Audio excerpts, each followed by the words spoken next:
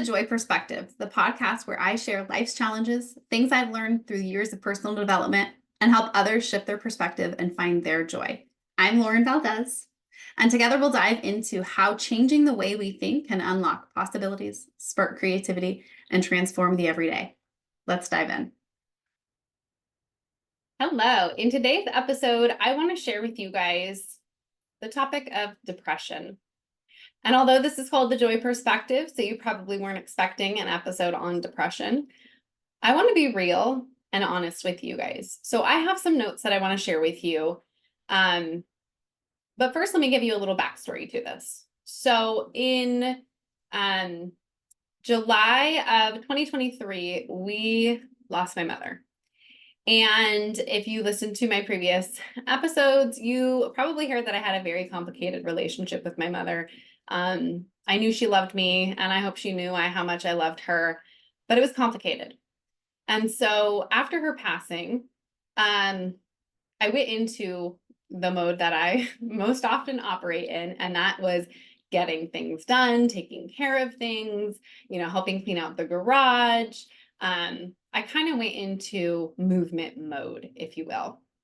Well, fast forward past her memorial, and a couple months later, I found myself having these feelings that I couldn't control.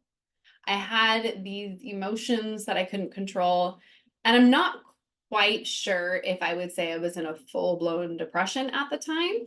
Rather, I felt myself out of control. I didn't understand the feelings. It was not pretty. Without airing all of our dirty laundry, my sweet, amazing husband, I remember the day of my son's birthday party. I had caught like food poisoning or something the night before, and I got up early to start getting things ready, and he slept in, and I was so frustrated, and I ended up snapping at him. And I didn't just snap at him. It's understandable, right? I was up with the stomach flu the night before. He didn't get up. It would make sense to be a little irritated. Maybe you'd go in and you'd be like, hey, get up. We have some things to do. But I wasn't quite in my right mind at that moment. And when I say not right, my right mind, I wasn't rational at the time. I festered. In fact, I was like, I hope he sleeps in until noon because that's when the party is. And then I could be even more mad at him. And it was just this very ugly, unexplainable time. And my poor husband, he wakes up and I lose it on him. And not only was I so frustrated and I was like, and you just slept in and I had to load the ice chest by myself and I couldn't stop. I was so, I wish I had the words to explain it. But it was kind of maybe not in that exact moment. But it was right around there where I realized, ooh, things have gotten a little out of control to where it's not like I could just exercise some more or drink some water or listen to some of my self-improvement books or even speak to a therapist about it to where I felt like I could regain control. And so I am not a doctor. Let me start by saying that. I am just sharing with you guys some notes. If you've never experienced this, but you have people around you that have experienced it, or maybe you have experienced it and you maybe don't realize that this is a thing that many people go through. I'm going to share some notes with you guys and just some thoughts that hopefully will be helpful for everyone, including myself. So the first thing is depression is not just sadness. It's not. I've felt sadness before. I felt sadness when my mom passed. I felt sadness when, my dog passed last November. I've felt sadness when I realized that somebody wasn't who they truly said they were, right? That's different. Depression feels like this unexplainable heaviness. And I'll tell you, I recently, kind of coming out of it, now, I recently was going through this, just heaviness. And I remember the words that kept coming to my head was like, it was, I stand a little shorter today because the weight of everything on me. And those words kept coming over and over at me where I was like, the heaviness that was on my shoulders, the heaviness that was on my neck, the heaviness that was on my heart. I just knew I was standing a little shorter that day, that week. And so, you know, I am if I get upset about something, I'm like, okay, let's find a solution. Let's jump to it. And I want to share that depression isn't something that you just snap out of. So it's something that you are going through and experiencing. And, if there was a quick solution to it, we would jump right to it. Yes, quick solution, go for a mile run, it's going to make everything better. Then that's what we would do. But it's not something that you can just snap out of. Whether it be like a hormonal reason or a mental health reason or a combination of both, just know that it's not a mindset problem and it's not a weakness. I know when I first was experiencing it, I literally had told myself like medication wasn't an option until I had cut back the caffeine that I was consuming, unless I started exercising, unless I started meditating. And so I had told myself I needed to do 75 things before I could even look into medication. And so I did try some of those things. And the reality is, after my mom's passing, I did end up on medication from November 2nd of that year until February 2nd. Why do I know the dates? I just do. February 2nd, I finally felt like I was back in control and I was good enough I was healthy enough to no longer need the medication, right? If we have a cold, we take cold medicine. If we have an infection, we take an antibiotic. And just like this, if you need the help, you take the medication to help. And at this point, I felt like I was good. I was able to get off of it, but it wasn't something I was just going to snap out of. The other thing is during depressions, even the simplest task, you guys, the simplest thing feels overwhelming. And it's like your energy and your motivation are zapped. I have heard of people who, when they're in their depressive states, I don't even know if that's the right terminology. Like I said, I'm not a doctor, but when they're in those states, they just want to sleep.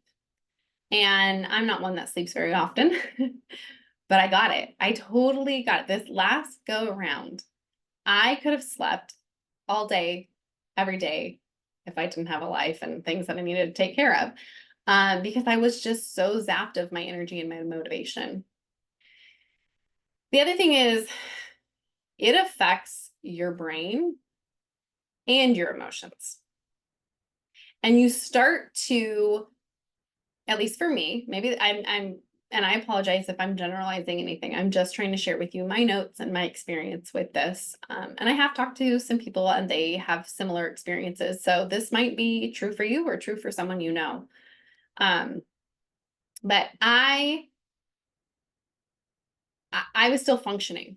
I was still going. I was still doing the things. I was still wrapping the present and taking the kiddos to the dinner or whatever it was. And I appeared to be fine, but I wasn't. And a lot of the times, I know for me, especially, and people that I've spoken to, when you're in that state, you feel like ashamed. You feel like you're a burden. You feel like maybe even like, what's wrong with me? Why can't I just feel okay? Why can't I will tell you, God has blessed me so much in my life. Like there's a song, Counting My Blessings. My kids and I are totally obsessed with this song right now because we play it on repeat like crazy because we are counting our blessings every day. God is so, so good. And, I felt like, why do I feel this way? Why am I struggling with this? Like my hope and my joy is in the Lord. And yet I'm feeling this way. What's wrong with me? And so if you have a friend or someone who's in the state, you know, it's so easy to be like, hey, just reach out to me. Hey, just talk to me. But I will tell you from personal experience, even my own husband, it was so hard for me to even show a glimpse of the struggle that I was going through. Um, I wish there was like, I don't know, a stuffed animal that I only take out of the drawer when I'm in that state to give him a little hint of like, hey, here it is, without having to verbalize it. Because I'm telling you, I was not able to verbalize it until I was at my breaking point. And I was crying and I was, yeah, it's not pretty, but it's something that I don't think we talk enough about. Um, I feel like in the last maybe 5, 10 years, more and more people are talking about anxiety and depression, and the rates of them have increased. And you know, so it is kind of talked about, but maybe not the nitty-gritty of it is necessarily talked about. So I talked about the guilt and the shame that you feel as you're going through it, like, why can't I fix this? But the other thing is, like, I found myself really withdrawing from people. And maybe not in the sense that they would have noticed it right away. Um, but I have a really good friend that I work with.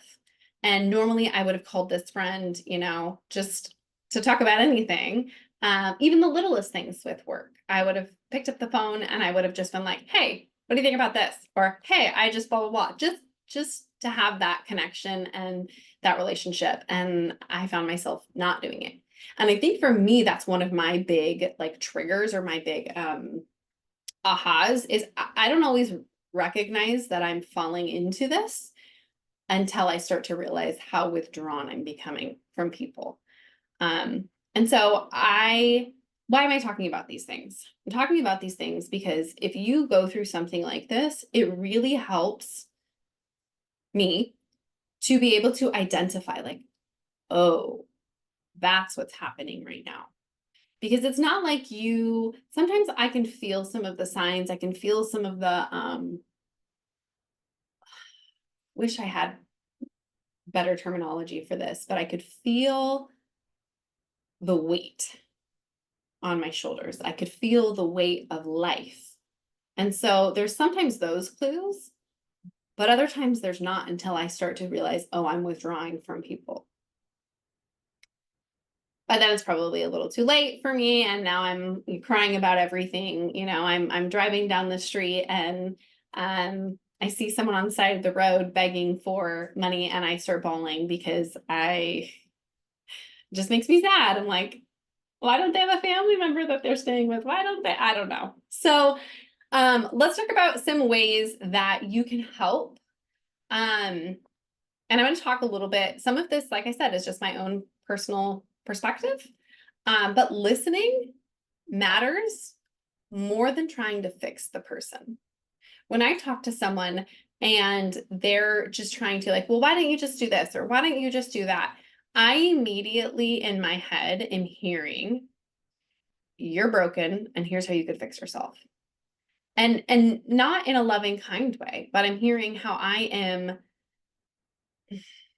not, I don't know, good enough to do it myself. I need somebody to tell me what to do. And so keep that in mind. You want to listen and you want to support and you want to have compassion. It's really hard. I will tell you, communication is just a hard thing in general. But one of the best like questions or things that I heard recently was asking, how can I support you? And I want to couple that with not just how can I support you, but saying something like, I truly care about you and I want to support you. How can I?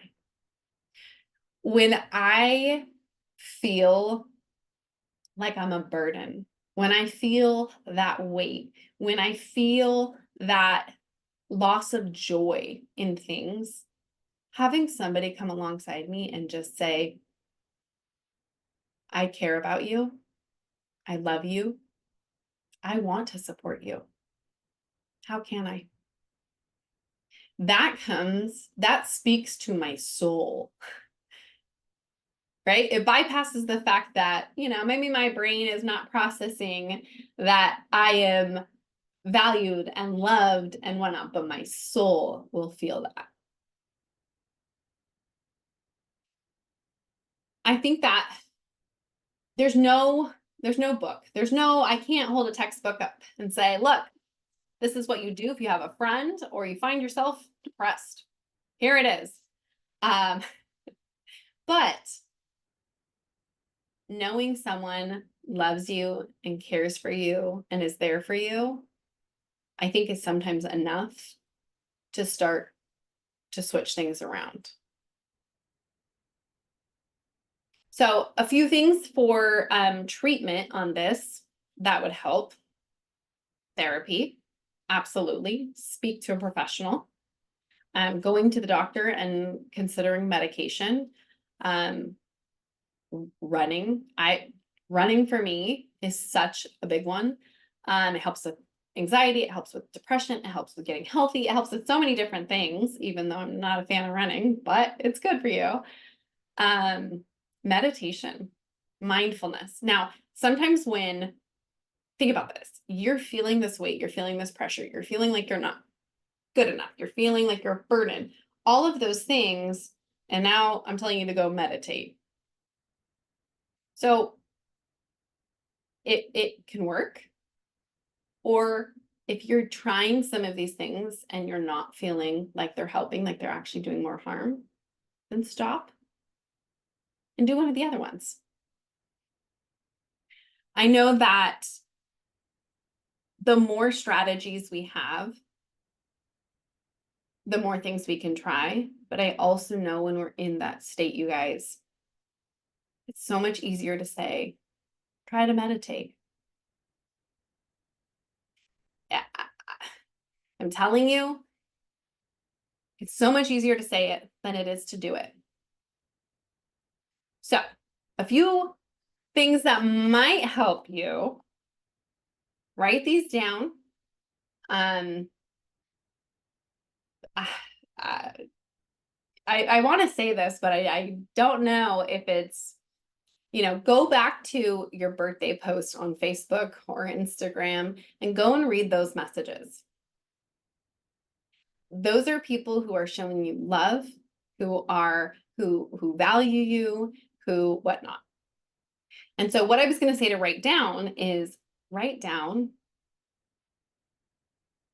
I am loved, I am worthy. And also write down, I will get through this. Tell yourself those things. Because it doesn't feel like it when you're in those moments.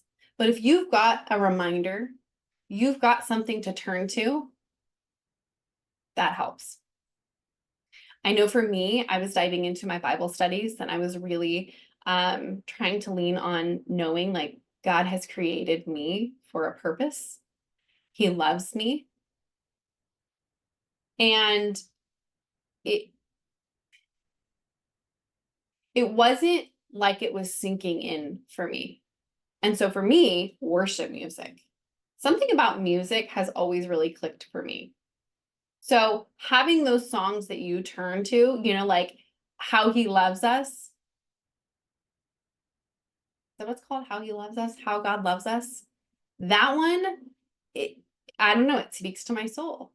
He loves us. And it helps. And it helps me. And one of the reasons that I'm kind of sharing this with you guys is because I don't have all the answers. I'm not a doctor. I'm not a professional. But I would actually like to hear from you guys. What are things that you have tried? What are things that your family members have tried? What are things that you heard might help? Because if the comments can be flooded with ideas and things that would help people, I want that. So as you're hearing these, if you hear something that you think would help, if you're hearing something you think would be a good tool to have in your toolbox, share it. But also, if you have other ideas, if you have other insights, share those. You are loved.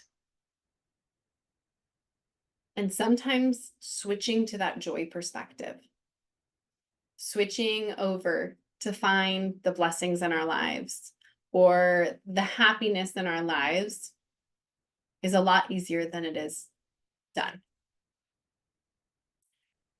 So I hope here on the Joy Perspective, you have found some tools or some resources either to help you or to help a friend. And if you have other ideas, please share it.